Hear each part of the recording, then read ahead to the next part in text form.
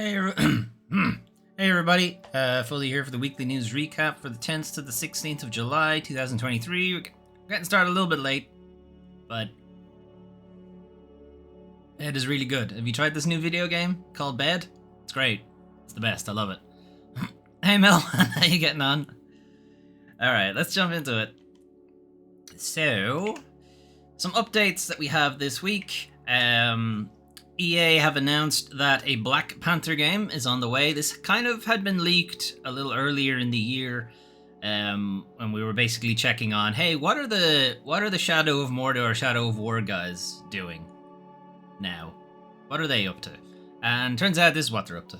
So there's been a new development studio established called Cliffhanger Games, be internal to EA, and they are made up of a lot of the team from Monolith, who were responsible for, excuse me, Middle-earth, Shadow of Mordor, Middle-earth, Shadow of War. There's also a bunch of veterans from a couple of different franchises like Halo, God of War, Call of Duty, a bunch of other things. It's going to be a third-person, single-player, blah, blah, yada, yada. It's going to be the Shadow of War stuff, but Black Panther, basically. That's not the only Marvel game EA are working on. They're currently also working on an Iron Man game that's being handled by the people who made the Dead Space remake, EA Motive.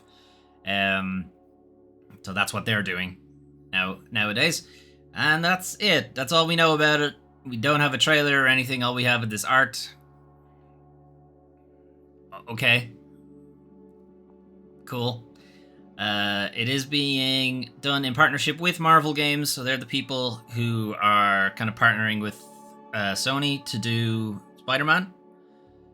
Will it be the same level of quality? Probably not. They'll try, but I doubt it. But, you know, it should be fine. Anyway, moving on. Ratatan, it is, despite the name, Ratatan is not a Pokemon game, even though it sounds like it. Ratatan is a new game announced by the people who made Patapon, which was a PSP, or maybe it was Vita. Actually, I don't remember now. I think it was PSP. It was a rhythm game where you took a bunch of your Patapons on a conquest to take over the whole world, kind of thing. And it's not really. It's meant to be friendly, but that's kind of what it ended up being. Anyway, this is a teaser trailer from the same people who made it. Sony owned the Patapon IP, so obviously they can't do that anymore, so they're making Ratatan instead, but it is effectively the same game. So Patapon was a kind of drum beat rhythm game where you would play the face buttons based on whichever Patapon you had. Because it was a Sony exclusive, Sony owned IP, the face buttons were, you know, square, triangle, circle, X, or cross. I guess they'll change it now for if it's going to be, you know, cross-platform. Are they going to have to do the other? I guess that's why they have A's in the word Ratatan. Anyway, it's going to go to Kickstarter soon enough. Keep an eye out. End of this month. Moving on. And we have Banishers Ghosts of New Eden has been given a release date. I forget when it is. I think it's November at some point. So this is from Don't Nod. Don't Nod, the people behind Life is Strange, Remember Me, Vampire that we played on the channel recently. Actually, it's not even that recent. Banishers Ghosts of New Eden is set sometime in the New World, you know, in and around the US Revolution kind of thing. You are, you know, exercising demons and ghosts and what have you. There's no actual gameplay in this trailer, but it's just kind of giving you an idea of the story that, you know, as it turns out, the United States of America is haunted. Who would have guessed? And you've been asked to come over and, like, fix that, but maybe that mightn't have been a good idea, because lots of dead people. The actual release date is November 7th, 2023. Hey, that date's familiar for some reason. Some of you might know why. Myth Force, currently out on early access. Myth Force is a 4-player dungeon crawling thing with this kind of 80s Saturday morning cartoon art direction to it. It looks cool. I don't like that it's, you know, almost required that you need 3 other people to play it. But it seems cool. If you can play it solo, I'd be happy about it. But otherwise, the art direction is really fun. You know, the kind of old 80s cartoons. Anyway, gameplay. There's a little bit of it near the end. There was a little bit of it near the end. Is it literally at the halfway part of the video? No. Alright, there. This is actually gameplay. I skipped over it thinking it was still the trailer. Well, that's how close they're getting to the art direction, so... Yeah, it's a, you know, first-person dungeon crawly thing. You have your different classes. It's out on early access at the moment if you're really keen to play it. But it's going to be out September? Yeah, September 12th. On everything, by the looks of things. Cool. Stray Souls. So, Stray Souls is a kind of jank-looking Resident Evil Silent Hill thing. What's kind of interesting from this trailer is that they have Akira Yamaoka on to do some of the soundtracks. So Akira Yamaoka, for people who aren't aware, is probably best known for the Silent Hill soundtrack. So think metal and grunge and industrial music kind of thing. This is really good music. And then also like really cool acoustic guitar just randomly thrown in there for some reason. I think there's also a release date given at the end of this trailer, which is kind of why it's in today's show. But yeah, and nude guy with maybe a dick? No dick. I saw it there. when he cocked the shotgun, there was nothing there. Alright, I saw it. No peen. Don't worry, it's not 18s, I guess. Or it is 18s, but not adult only. Anyway, there's a bit of gameplay here. It looks kind of janky, but it should be fine. There's nothing wrong with jank.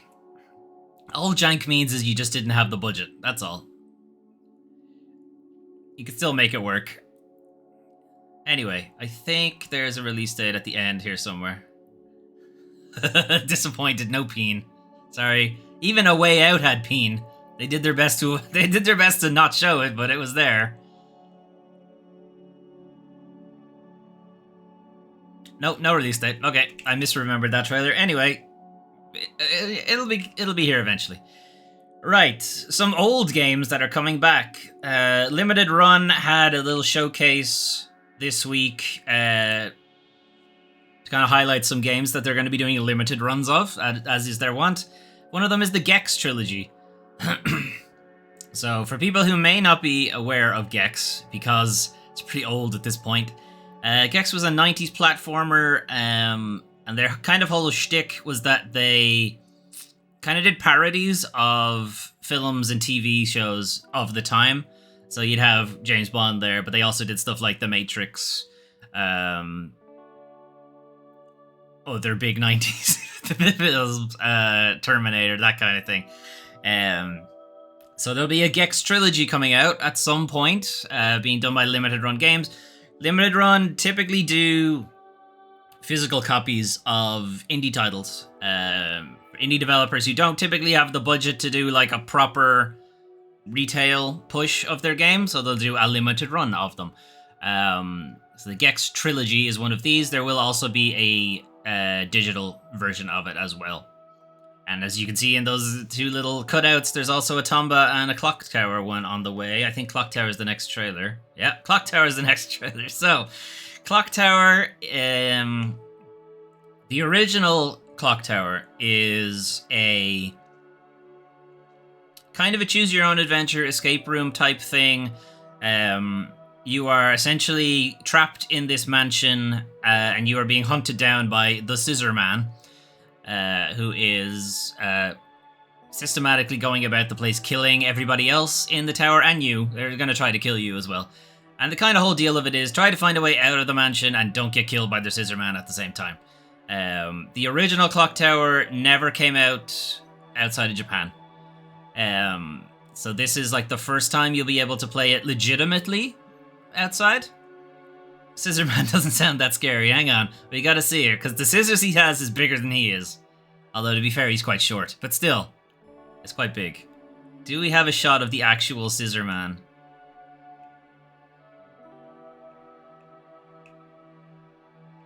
Really? Not a shot of the actual Scissor Man. Okay. I'm sure he's in there somewhere. I'm just skipping ahead too much.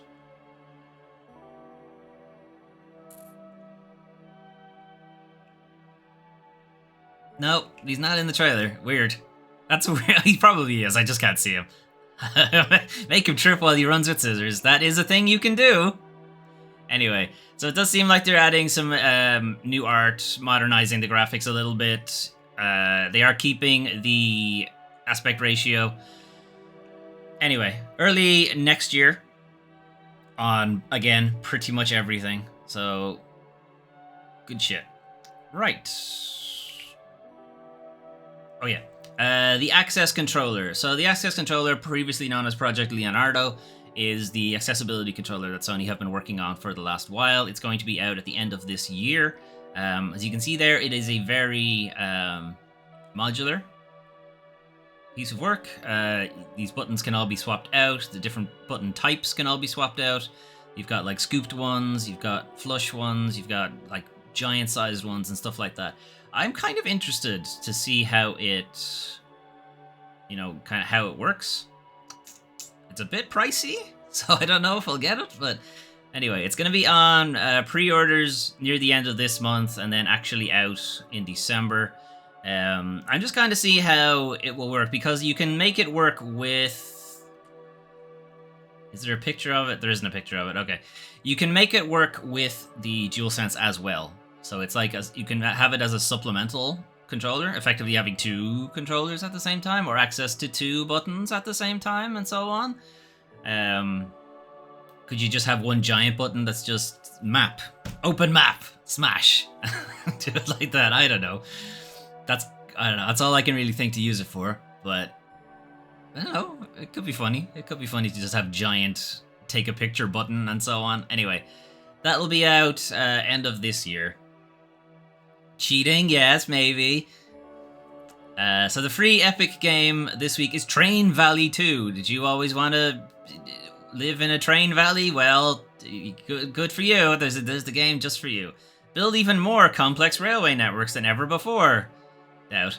Building on the success of the original. I have never heard of this game before, but okay. You'll get more of what you loved about the original and then some.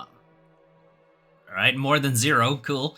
With increasingly difficult and complex challenges from local industries, the valley has never felt so vast. Cool, I guess. Anyway, moving on. PlayStation Plus Catalogue will be updating at some stage this week, so what's coming to it? Well, It Takes Two from Hazelight. It Takes Two is a strictly cooperative game, meaning you cannot play it single player. It has to be two people. You have this married couple who are going through the stages of separation and divorce. Their kid, I think, curses them and turns them into these toys, and now they have to work together and learn the meaning of cooperation and communication and what have you. Laughing at train lovers. Yep, that's it. That's what I do now. No kink shaming, but you guys are getting close. Yeah, It Takes Two is a pretty good cooperative game, and is now free with an asterisk for people on PlayStation Plus whenever it decides to come out, maybe later this week. Collaboration, indeed. Sniper Elite 5. Hey, did you always want to shoot Hitler in the balls? Well, you have a fifth time to do it now. The Sniper Elite game is indeed the sniper game with the X-ray thing, where you can watch the bullet fly through people's skulls.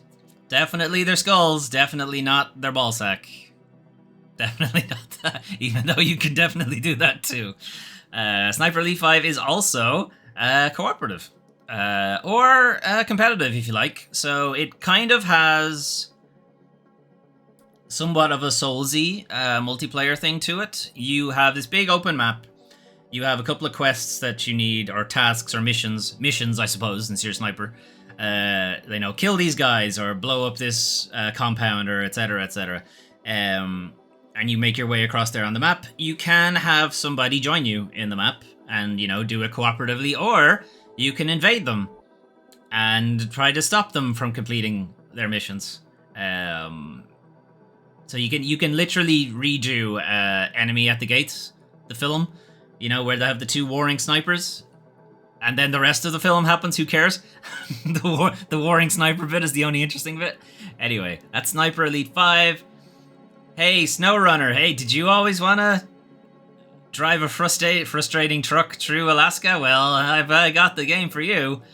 So it's like a truck sim thing, but specifically in isolated, snowy areas like Alaska, effectively. Drive 40 vehicles from brands such as Ford and Chevrolet and Freightliner. Freightliner is a brand? Okay. As you leave your mark on an untamed open world, it's not untamed, there are literal roads. It's not untamed. It might be not quite fully tamed, but it's not untamed. I watched the reality of those snow truckers. We couldn't avoid a lot of the ads and trailers for them. Expand and customize your fleet with many upgrades and accessories, including a fucking plane to just fly there instead. But okay. They can't see the road. The road is still there, though. Just because you can't see it. Alright. World War Z. Co-op third-person shooter, up to 4 players, featuring swarms of hundreds of zombies. Just swarms of zombies. It's not swarms of hundreds of zombies. It's not individual swarms of hundreds of zombies. It's... Anyway. Unlock powerful weapon upgrades and level 6 character classes, yada yada yada. It's, Left 4 Dead. Kinda. Only not as good. Only nowhere near as good as Left 4 Dead. The Ascent is a kind of cyberpunky twin-stick shooter, is also cooperative. We did showcase it a little bit on the channel. It's a fun game. Hard game. Really hard. Particularly if you're playing single player. But it's a fun, like, twin-stick shooter, which I quite liked. It's from the movie of the zombie one. It's from the movie of the book of the game of the zombies. Yes. I don't think Brad Pitt's in it, though. Also, Brad Pitt's not in the book. Not even Brad Pitt. The character that Brad Pitt plays isn't in the book. I've been told. I haven't read it. I don't know. Undertale. If you somehow have not played Undertale yet, it's now free, or will be free, on PlayStation Plus Catalogue. Undertale is this kind of throwback to RPGs like Earthbound. It's somewhat a subversion of RPG tropes in that you can befriend all of the characters if you want. You can, of course, do it the traditional way and kill everything, but that's how yeah, whatever way you want to do it. Really interesting characters, really fun writing, and you have these dogs that show up every now and then, which are pretty funny. SpongeBob SquarePants Battle for Bikini Bottom Rehydrated. This is a remaster / remake of SpongeBob SquarePants Battle for Bikini Bottom. It's a pretty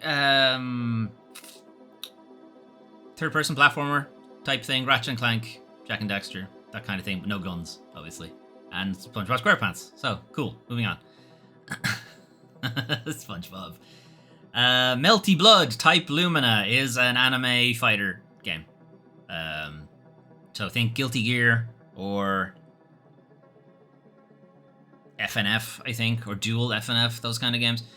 Yeah, anime fighter things based around the Melty Blood anime. Dismantle is a survival game. Moving on. Circus Electrique is Darkest Dungeon, but you are a steampunk circus. Moving on. Dynasty Warriors 9. How this series is still going, I don't know. Romance of the Three Kingdoms 1 versus 1000 things. You mash the square button a lot. A whole lot. Get used to hitting the square button over and over again. Samurai Warriors 5. Dynasty Warriors but Japan. Okay, moving on. Thank God. My Little Pony, a Maritime Bay adventure. Finally, something good and original. Adventure across Maritime Bay. I see what you did there. And beyond, but it says Maritime Bay Adventure. We can't go beyond. Unlock pony skills and accessories, including clothes. Ponies don't need clothes. Purses. Ponies definitely don't need purses. Magic abilities, yeah, okay, fine. Use your magic to put on a fashion show. Okay? Anyway, invite a friend if you really feel like it for multiplayer fashion shows. This is a strip show? Anyway, okay, moving on. Ugly ponies. Ugly? Yeah. They have really short noses. Ponies don't have short noses like that. Anyway. Fast and Furious Spy Racers Rise of Schwunftreer? Schwunftreer. Okay. Go behind the wheel of all your favorite Spy Racers Yep, all my favorite Spy Racers vehicles, like the car one, I guess. I'm sure there's a car somewhere. It's probably a truck, right? And then for variety, I'm sure there's a boat. Although I doubt you can do the boat in this one. Anyway, yeah. If you like spy racers, what's Fast and the Furious got to do with this? That's not... Your car comes equipped with spy gadgets. Okay, still spy racers. Fast and Furious has nothing to do with this. Okay, right over. Monster Jam Steel Titans. The complete Monster Jam experience. Oh yeah, I love the complete... whatever that is. Compete with 25 of the most popular trucks. Yep. Including Grave Digger and Max Dick. Then play in various game modes, including racing, as usual. Okay, cool. Alright, and what dregs did PlayStation Premium get? Shivunfata 3er? There's there's a 1 and a 3 in the title, look. It's not Shifter, it's Shivunfata 3er. Anyway. What dregs did PlayStation Premium be given this week? Remember, PlayStation Premium is the most expensive tier of the subscription service. Just keep that in mind. So the medium, the mid tier, PlayStation Plus Extra, got all of that previous stuff. And PlayStation Premium Classics...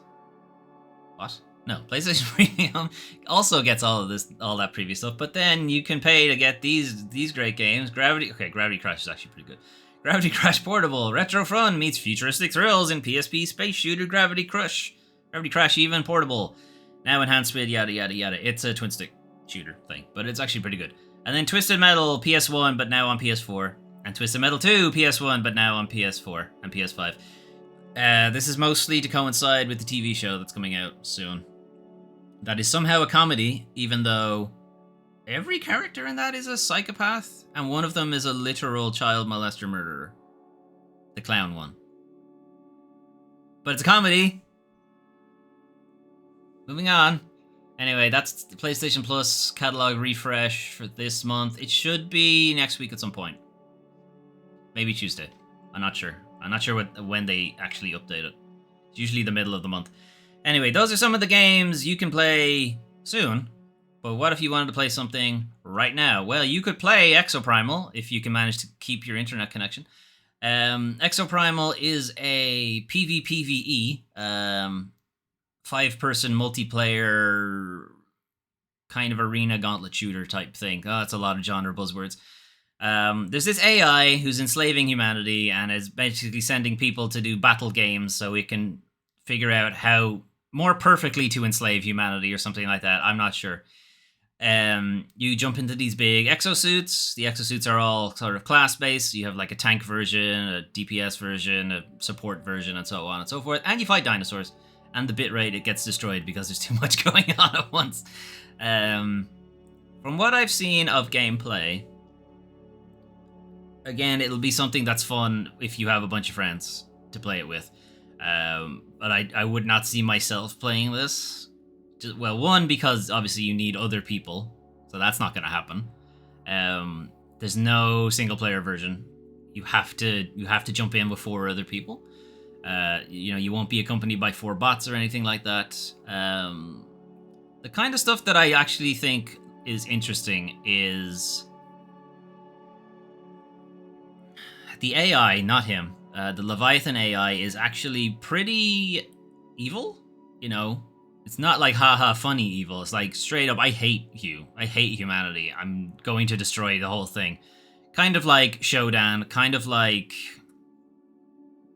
I forget the name of the one from I Have No Mouth But I Must Scream. I forget what his name is. But that one, it's just straight up hatred, It's refreshing. There's a lot of AI villains, at least in more modern games, more modern media, we'll say, kind of come across as like helpful. We're trying to help you. We're fun and friendly, but we're just a little misguided or whatever. Now these ones they're just evil. They're just straight up evil. Anyway, that's Exoprimal out now. And we also have Oxenfree 2, Lost Signals. Oxenfree is... The original Oxenfree is kind of like Stranger Things before Stranger Things was a thing. Oxenfree 2, I think, has a similar idea. You are returning to your hometown some mysterious shenanigans are going on. There's like invasions from like alternate dimensions and stuff like that. It is also technically a Netflix original game. Just bringing the whole Stranger Things Oxenfree thing together under one umbrella, under Netflix, I guess. The original Oxenfree is a really good story game, really good puzzle game, and it has a lot of like choice. Like you can really drastically change the story from just what seemed like fairly innocuous decisions in the game, just from whether you choose to talk to somebody or not, or what you say, just in casual conversation, can really change what's going on. I think in Lost Signals there's some kind of alternate timeline thing going on, but I'm not entirely sure. Anyway, we might play this soon. Maybe. Possibly. Thinking about it. Anyway, moving on. Unfortunately, though, it is now time to talk about the worst part of video games. The video game industry. So, Activision set to become part of Microsoft after FTC's last-ditch effort fails. So this is kind of news, I guess, that the FTC had been appealing for an injunction on the merger. The merger is set to go through Monday, basically, or today, or has already gone through, depending on when you would decide to watch this. Court has said, nope, the deal can go ahead. Your arguments aren't good enough. And to be fair, their arguments were terrible. They were very much trying to hold water for Sony rather than holding water for the consumer, which is not their job. Their job is your job is to hold water for the consumer, not for a giant corporation. So yeah, that has been struck down. They appealed it, and then the appeal was struck down. So now Microsoft are clear to merge with Activision, at least in the United States. So there was a July 18th deadline that the FTC was trying to block. That can now go ahead. So July 18th is Tuesday of this week. So they'll probably merge over the weekend or on Monday to make it legal, when the stock market opens or whatever, they'll be merged. Regulators argued that the federal court had ignored evidence that Microsoft would have reasonable incentive to potentially make those franchise exclusives to its console and cloud gaming platforms, which it would. The problem was the FTC focused on how this would hurt Sony instead of how this would hurt the consumer. What I would have said is, as Microsoft says themselves, PlayStation has a sizable chunk of the market, which means consumers of video games are mostly on PlayStation. Right? That's how you'd go with it. So, making your stuff exclusive to another platform that does not cater to the biggest chunk of the consumers is anti-consumer. That's the argument I would have made. That's not the argument they made. The argument they made is that Sony would lose money. That was the mistake. Anyway, for Microsoft's part, they said that the FTC were underselling the $3 billion breakup fee Microsoft would have to pay. That was never going to happen. They would just negotiate to just push the merger date out. That's it. That's never going to happen. So I would not buy Microsoft's thing there, but whatever. The Ninth Circuit Court will still handle the original appeal. Is that the FTC wanted for this one other lawsuit that was currently going through to be handled first before the merger went ahead. They are still going to allow the merger to go ahead, but they are still going to do the appeal afterwards in August, which is the original time they were going to do it. So Microsoft are free to merge with Activision, and then maybe later down the line they'll have to break up with Activision, which is a really weird way to do it. And that would be so onerous that I kind of feel like it won't happen. Even if the FTC do win their later appeal or their later injunction, the loss of jobs and the loss of stability in the market and so on will probably prevent them from actually splitting the company up again. So what's more than likely going to happen is just a big fine, which is what I said at the start, is that they do the merger and just eat the fine because it's Microsoft and they have infinite money. Anyway, the only people in the way now is the UK. The CMA had denied the merger based on this idea that Microsoft would have an outsized monopoly on the cloud. It's a little too early to say whether that's true or not, but okay. There's some grounds. It's a bit not there, really, but okay. Anyway, they granted it. After the FTC appeal failed, Microsoft went back to the CMA to say, hey, can we maybe negotiate something, because you're literally the only thing in the way now. So what do you want? What do you want us to do? And we'll just do it and just give us the merger. So they're going to be doing that for the next week, 2 weeks, something like that, and they'll figure it out. And look, it's kind of what we all assumed was going to happen. The merger was probably always going to happen. Because it was too much money for it to not happen, basically. Anyway, moving on.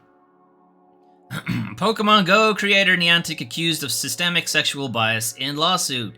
Hey, remember when Riot Games was accused of being a boys club, and then Activision Blizzard was accused of being a boys club, and then Ubisoft was accused of being a boys club, and a bunch of other places as well? Hey, well, just throw Niantic into the whole big fucking pile of shitty places to work at, I guess. A former Niantic employee filed a lawsuit alleging that it devalued the work of female employees and women of color, denied equal pay to women employees and women of color, and accuses Niantic of creating a boys club. It transpired that Niantic was paying a male colleague more money, even though she had a higher job title and more responsibilities than he did. So the Jane Doe who's bringing this lawsuit ahead, it's looking to be a class action thing, so they're going to try to get pretty much all the female employees or people of color or women of color, or what was the term they used? There's some term they used for other sexualities, I think, that aren't men, basically. Straight males. Niantic posted, so here's why it happened. So Niantic posted the pay range for her job title and level. As of 2023, California employers with more than 15 staffers have to share pay ranges in job listings because of a pay transparency law. I'm not surprised. This shit happens everywhere. Yeah. It's not to just focus on the video game companies that are doing this. Everybody is doing that. Well, not everybody, but a lot of them. Most of them are like this. And that is just entrenched old people. Is the kind of way. I'm not gonna say what the actual reason is for it, because I don't know. Misogyny, I guess. Power. Old school levels of white male power, I guess. I don't know. But it's everywhere. It's not just the video game industry. We kind of focus on the video game industry and industry bullshit, but this is everywhere. Anyway, as part of California law, they have to point out how much you are going to be paid for this job. The range of it. And she discovered that the pay range and what she was being paid was 10 grand less than the bottom of the range. She wasn't even within the range of the exact same job. You guys kind of fucked up, I think. Anyway, she brought her concerns to Niantic's Diversity, Equity, and Inclusion Director and Principal People Partner. That's a title, okay.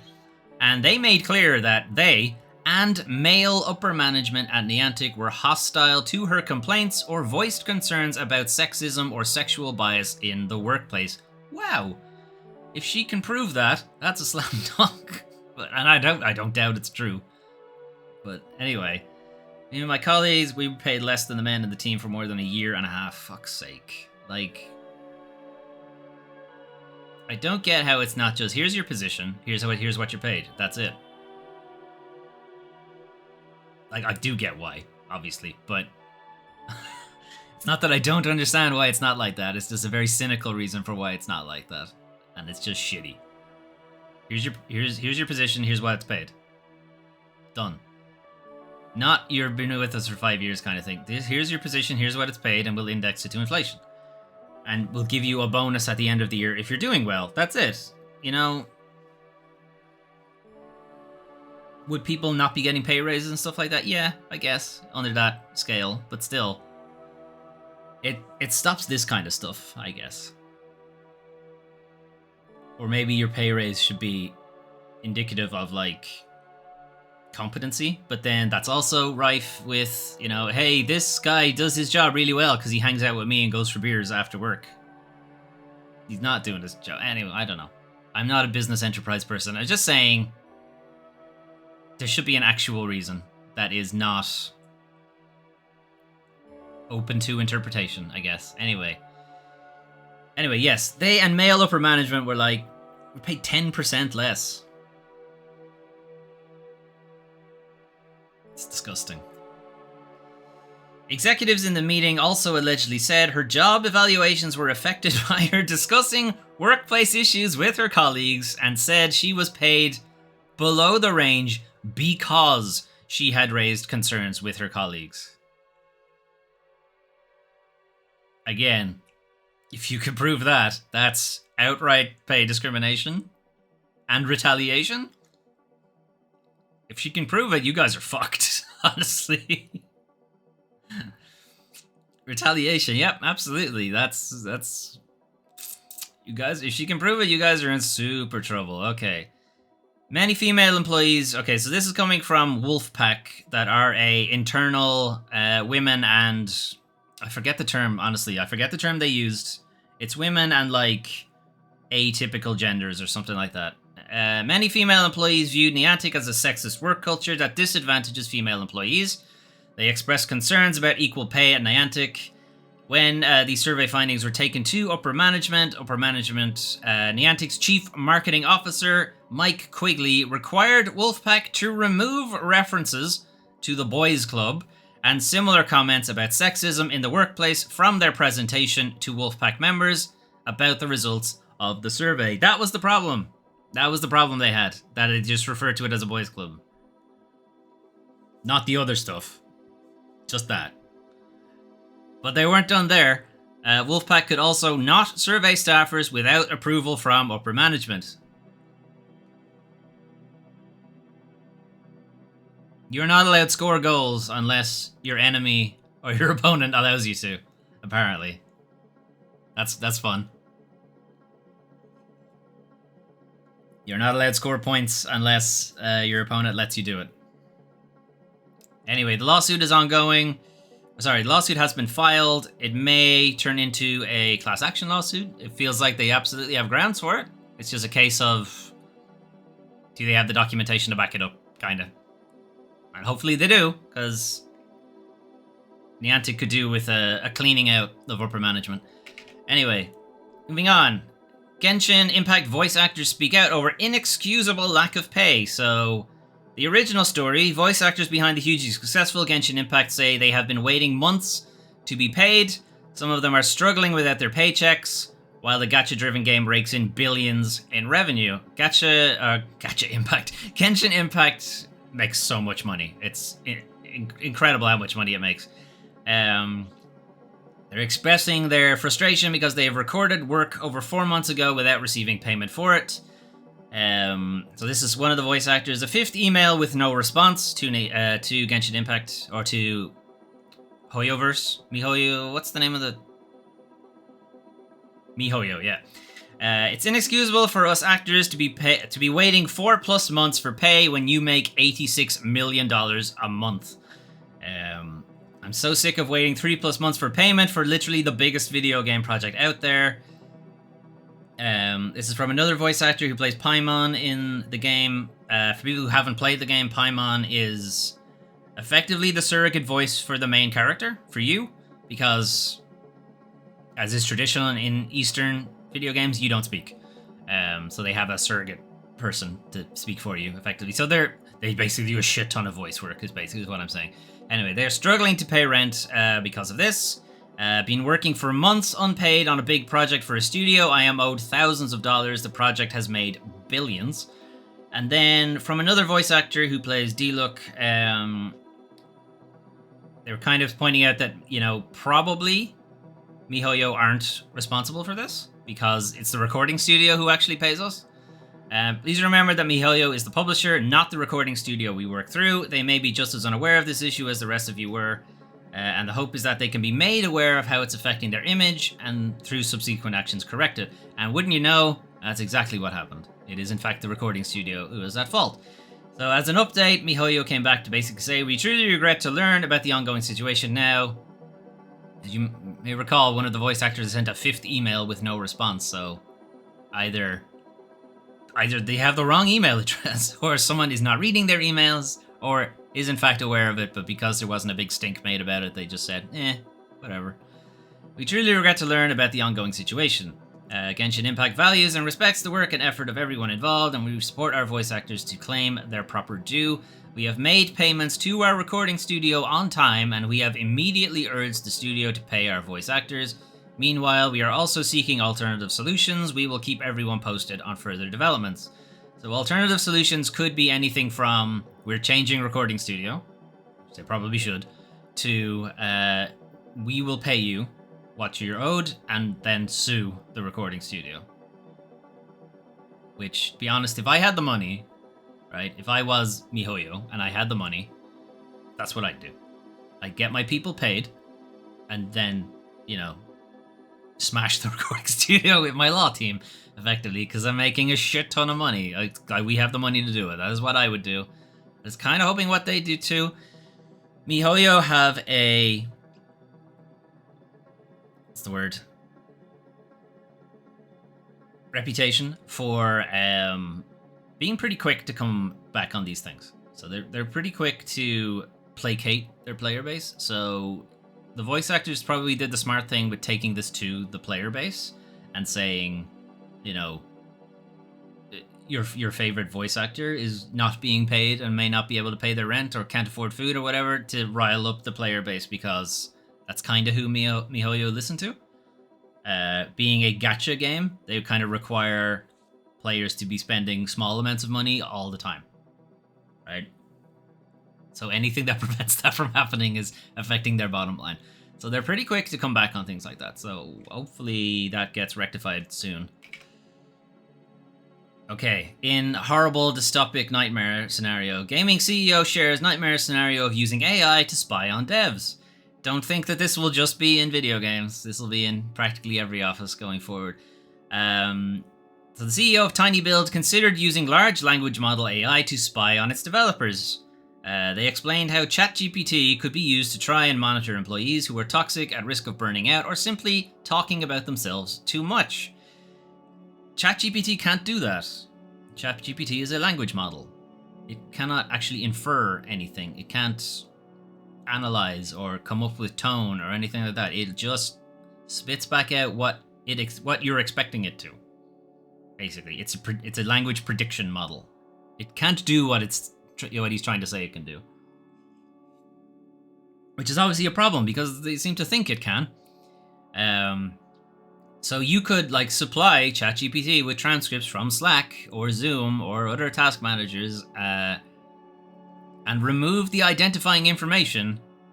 Now, having done enough of these things, metadata is enough to identify somebody, but okay. But it doesn't matter, because even with those identifying information removed, an AI chatbot could then apparently, how it can do this, I don't know, scan the information for warning signs that could be used to help identify potential problematic players on the team. How are you identifying these problematic players if you have removed all identifying information?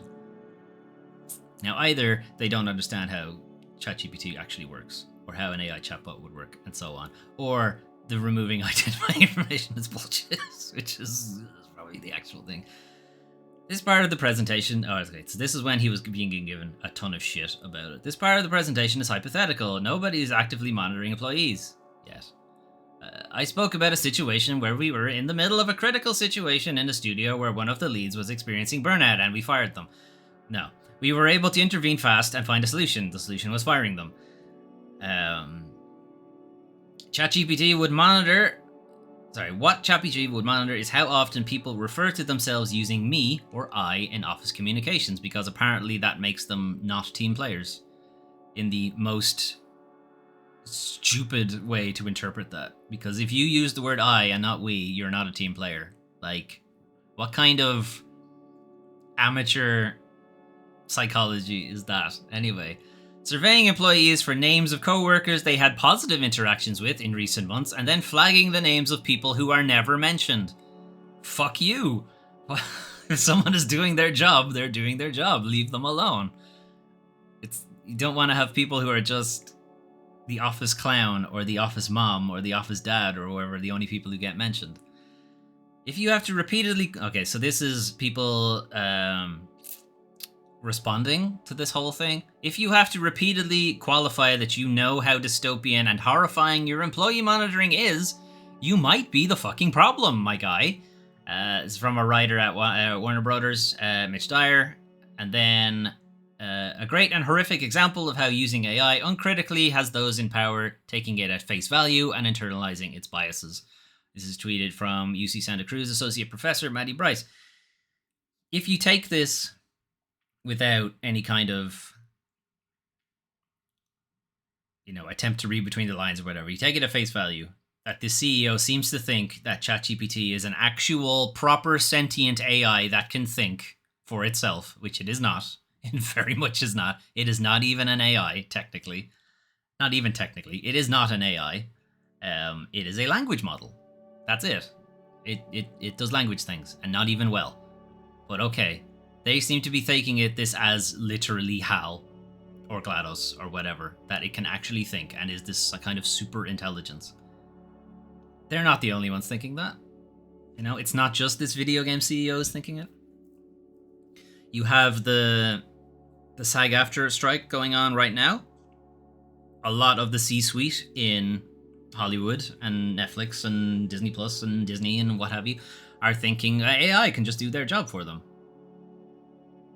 AI, one, doesn't exist. It's not a thing.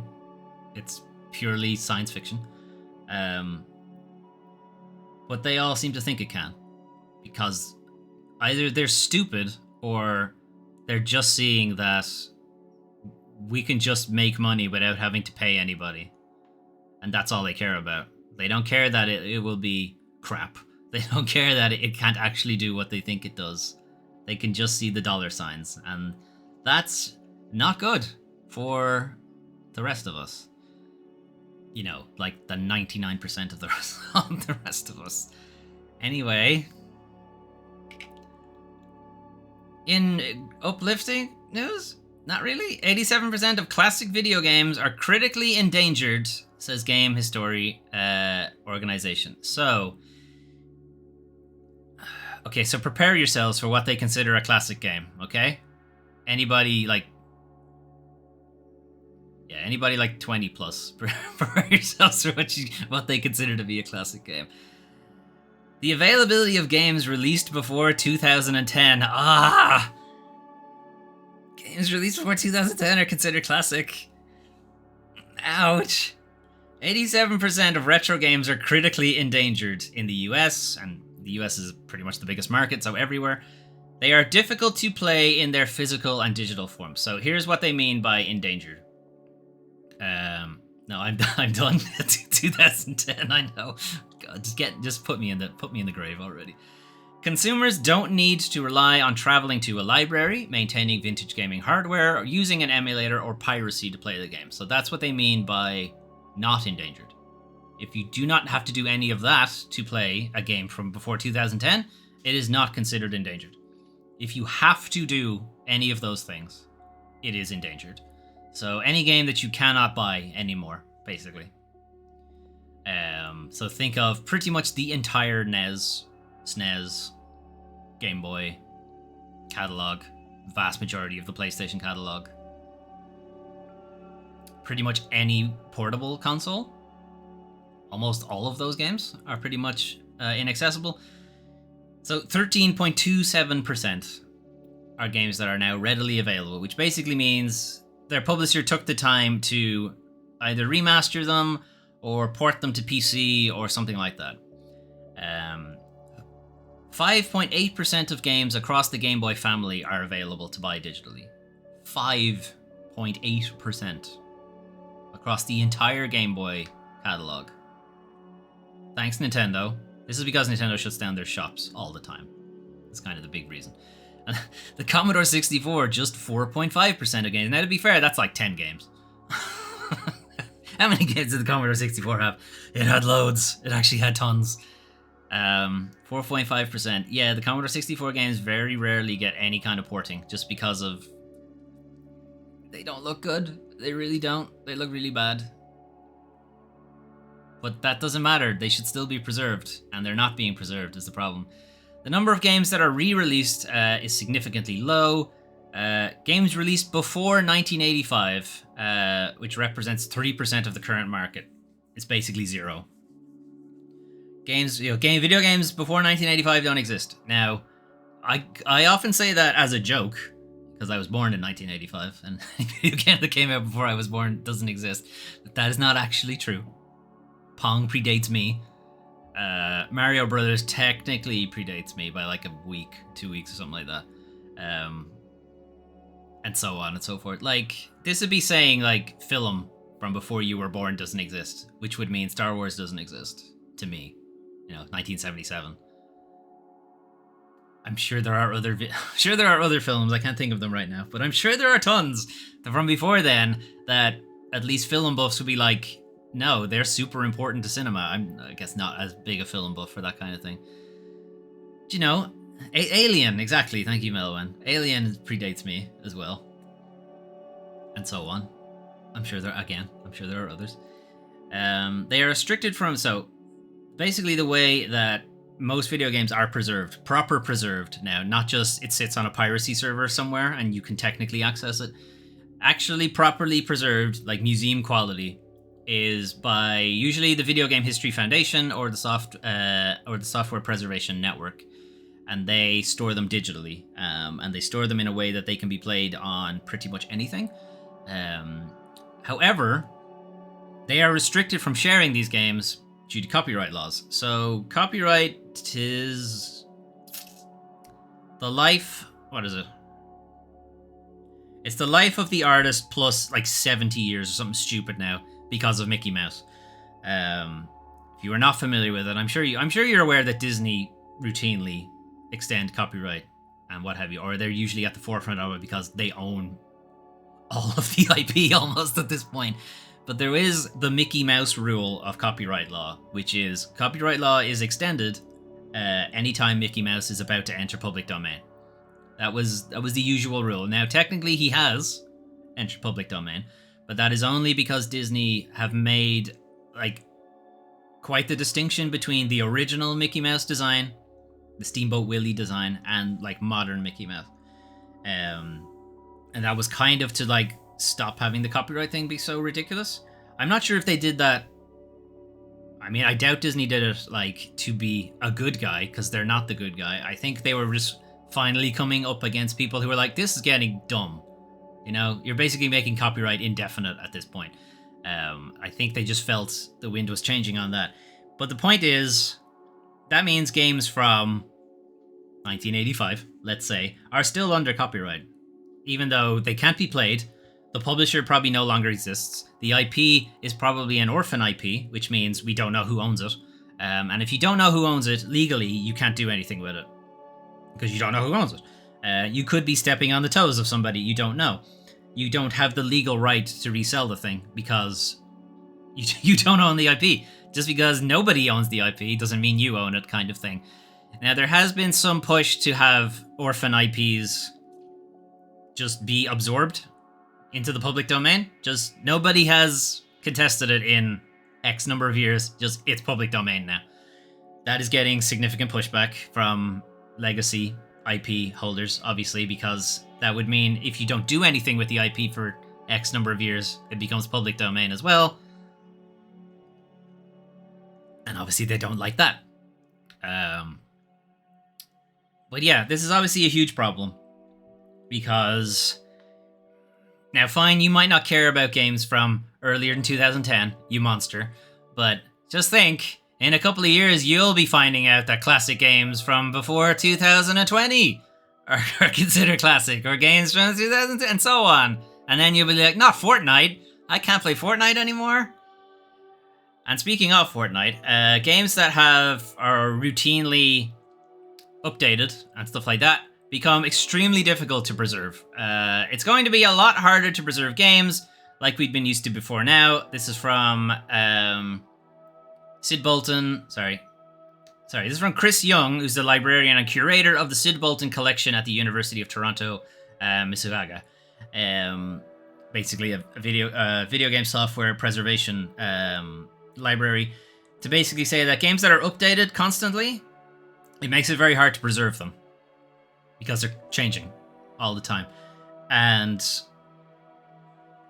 specific like snapshots of the game, like say, I don't know, Destiny version 1.0.4 or something like that, and you want to preserve that version of it, you can't really, because the server won't support it anymore. It'll just say, hey, you're on an old version of Destiny, you need to update, and you won't be able to play it. Right? Now, downpatching is a thing in single-player offline games. You can get a patch of, you roll the game all the way back and then apply a lower patch than whatever the recent release is, and you can play that. But you typically can't access the online stuff. The point is, there's some compromise that has to be made all the time.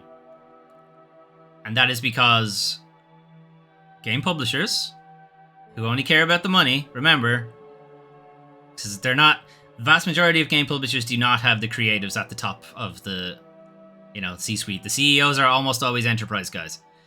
They don't care. They don't care about the artistic quality of the game. They don't care about preserving it. They just care about, did I make money this month or not? And that's their job. Like, they are, whatever it is, fiducially obligated to just make money for the shareholders.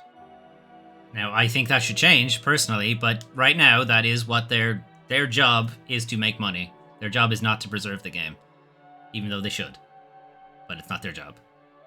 And if that doesn't change, we're just going to lose more and more of this stuff. Now, that doesn't typically happen in cinema because of the unions.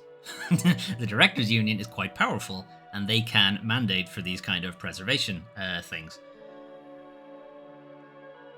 There are very few unions in video games. Very, very few. Almost zero, in fact. Up until like 2 years ago, there was in fact 0 unions. And now we have them coming up in QA for the most part, because they are absolutely the ones who are shit on the most. But that's where you get the power from. That's where you get the power to, like, do game preservation stuff, or to, not have crunch, or to not have, shoot the guy 500 be the only game you ever work on kind of thing. I know. Anyway, moving on. So, we're going to finish off with some stuff from the community. So some evil person has decided that Mario Kart should have Resident Evil camera angles. I don't know why they've done this to us, but that's their plan. Anyway.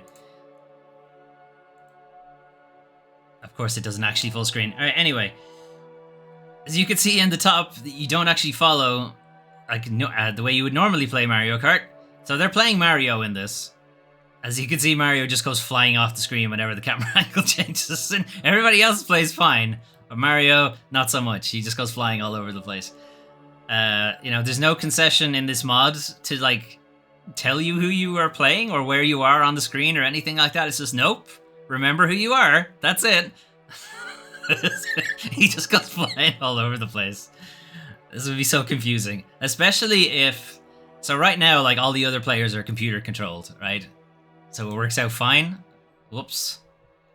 Wait, actually, I might be able to full screen it from this. Can I full screen it from here? Okay, I can full screen it here. Cool. All the other characters are played by the computer, so they're driving fine. They don't have to contend with this weird camera angle shit, because it's just a computer doing it. If you had even one other person subjected to this, it would be chaos. You just see some sprite go flying off to the distance, you'd be like, is that me?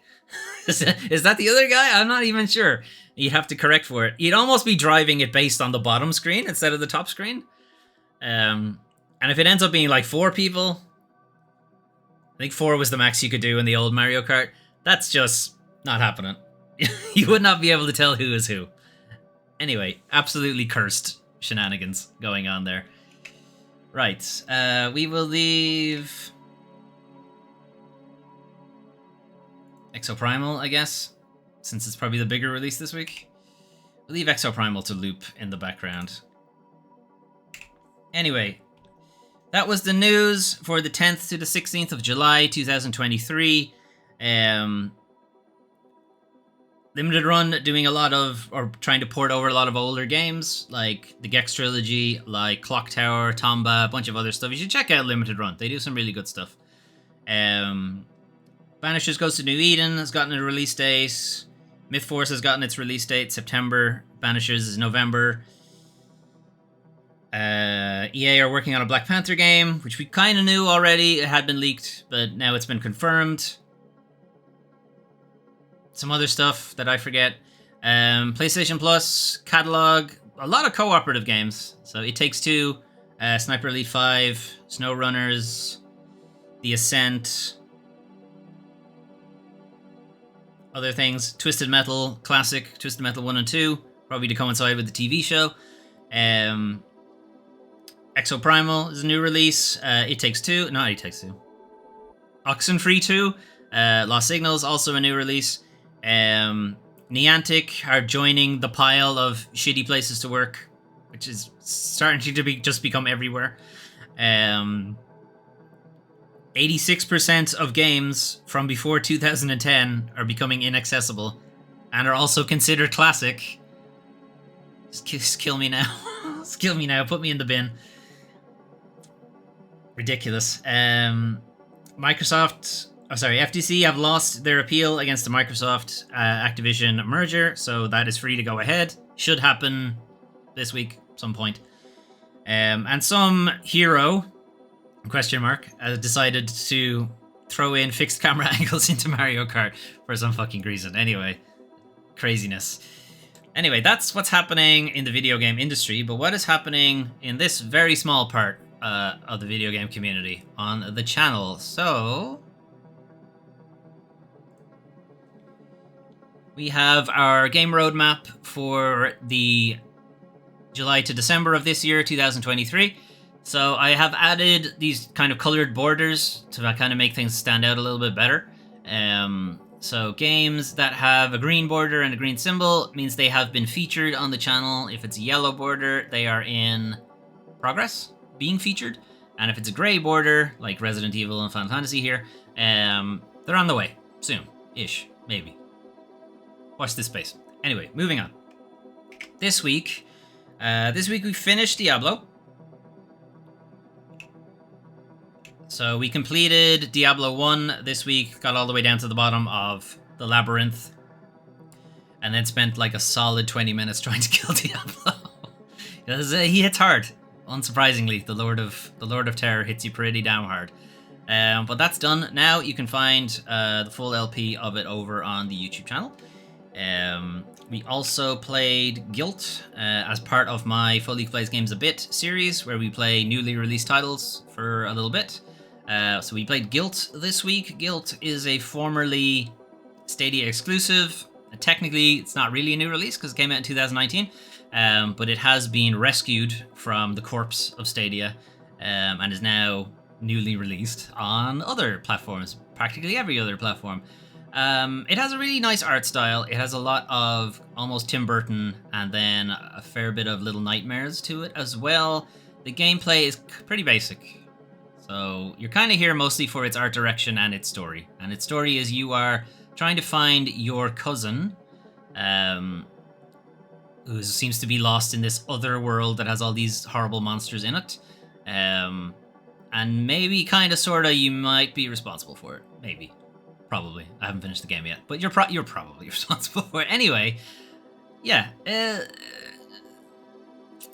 Aesthetically, it's an interesting game. Gameplay-wise, not so much. In my opinion. Anyway, that's Guilt. TMNT Shredder's Revenge. Myself and Melwen yesterday played entirely through Teenage Mutant Ninja Turtles Shredder's Revenge. That was a lot of fun. Co-op game. Yeah, I really enjoyed it. It was a really fun game. Amazing soundtrack and a great just bit of nostalgia, you know, for the Teenage Mutant Ninja Turtles, or the Teenage Mutant Hero Turtles as they were known here. Michelangelo did have his nunchucks and he did actually get to use them though, so it's definitely not what I remember from my childhood. Because Ireland got the UK version of Teenage Mutant Hero Turtles, because you couldn't say ninja either for whatever reason. And nunchucks were illegal in the UK at the time. So anytime Michelangelo was on screen, you could see his nunchucks, but he never actually used them. He would always use like a rope with a turtle shell on the end of it or something. Anyway, kind of weird. It's so weird, I know, but whatever. That was their excuse for it. And then even after that, like season 2 or season 3 or something, he just never had nunchucks anymore. He just always had the rope weapon. Anyway, that was a lot of fun. And myself and Melwyn still need to come up with an idea for whatever our next game is going to be. But we'll get to that in a little bit. Next week, we're going to be continuing The Sinking City. The Sinking City is by Frogwares, who are probably better known for their Sherlock Holmes games. The Sinking City is a game that came before Sherlock Holmes Chapter 1 and is in some ways a prototype for that game because it has a lot of the same mechanics that would be better refined in Chapter 1. But I still kind of like the story of it.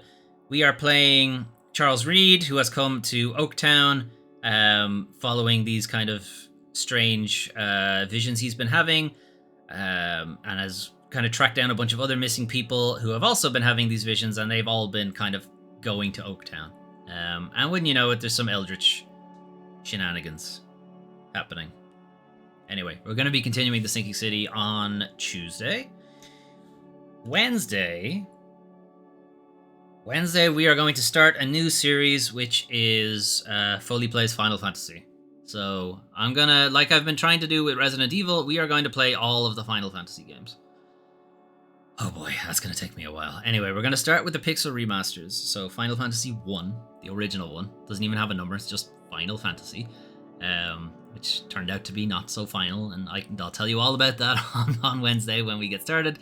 So we're gonna start with the original game. I have never played anything from 7 backwards. Oh, sorry, I've played 7. So 6 backwards. 1 to 6 I have not played.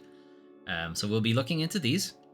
I'm somewhat terrified of this task I've given myself, because looking into how many Final Fantasy games there are, there's a lot. There's too many, maybe. There's maybe too many Final Fantasies. But I guess we'll see. Resident Evil seemed a bit more manageable. Final Fantasy maybe not. Anyway. Sticking with Final Fantasy, though, Final Fantasy 16, we'll be continuing that on Thursday. Again, this is a pretty new game, so we're not going to necessarily say where we are story-wise. We're at the acceptance part. Okay, so if you're playing the game, you probably know where that is. And if you're not playing the game, but want to play the game, you probably don't know what I'm talking about. So that works out fine. So we'll be playing that on Thursday. So what's going to be happening on Friday and or Saturday? So Friday, I will probably be doing D&D. So there probably won't be a stream on Friday. However, on Saturday, myself and Melwyn typically do co-op games on Saturdays, but Melwyn is not around this week. So instead, I will do a Foley Plays games a bit on the Saturday instead. Normally I do those on a Friday, but since Saturday has freed itself up and I'm playing D&D on Friday, I'm going to do that. If it turns out that we don't play D&D on Friday, I might move it to Friday and do something else on Saturday, but we'll find out. Anyway, we need to find out what game it's going to be. So, was it last week? Yes, last week we did this and Guilt won, overwhelmingly, because this is not as random as I would have hoped. But we were going to spin this. There are 6 entries, which means we need to do 7 spins to make it fair. Right now, the scoreboard is Raincode at +2 and Boltgun at +1. So this is from last week's results. And they're going to keep those, because this way, there isn't going to be one game that's sitting on the thing for the whole time. Or at least it makes it less likely that one game will be sitting there forever. So get your predictions in. Which one are we going to be playing this week? So I'm going to randomize it a little bit. Okay. Alright, Hi-Fi Rush +1. Alright, spin 2. Raincode, alright, we'll go for Raincode. Oxenfree 2, just added. It's gotten a +1. Alright, that's spin 2. Spin 3. Boltgun, alright. Boltgun and Raincode are now on +2 together. That was spin 3. Spin 4. After Image is joining. Okay. Please don't leave me with 2 on the same level. Okay, spin 5. I always lose at this. Oh, looks like it's gonna be Volcon. Volcon's at +3. Alright, spin 6. Oh, Raincode, +3. You know, if it's not Volcon or Raincode in this spin, then we have a tie. Okay, we have a tie. Tie game. Alright, Melwin, you want Raincode? We're gonna do Raincode. Okay. So we're gonna do Raincode for today. So Raincode and both Volcon and Raincode are both sitting at +3, but Melwin wants Raincode, so we're doing Raincode. I don't mind. I mean, I added all these games to the list because I want to play all of them, so I don't really mind which one it is. But if there's a preference, we'll do Raincode. So Raincode, or Master Detective's Archive Raincode, as it's actually known, is a Eastern RPG detective game from Spike Chunsoft, who are probably better known for Danganronpa. Danganronpa is a very famous, within visual novels anyway, detective game as well. It is somewhat of a... It's got a bit of a battle royale thing to it, actually, in that there's like a bunch of people confined into this one location, and you can get out if you can leave if you kill somebody and are not found out, basically, is the way to do it. So people get picked off, and it's kind of your job to find out who did it, because the issue is only one person is allowed leave. So if you kill somebody and are not found out, you get to leave and everybody else dies. This is the way it works. There's a bit of a Jigsaw killer vibe to it. Anyway, that was Danganronpa. But they kind of wrote themselves into a bit of a corner with how Danganronpa 3 kind of plays out. So they did, hey, let's just make a new thing that's kind of the similar idea. Master Detective Archives Raincode is kind of a similar thing. You are playing a master detective in this section of the city where other detectives are being killed off, and is your job, of course, to figure out who's doing it, kind of thing.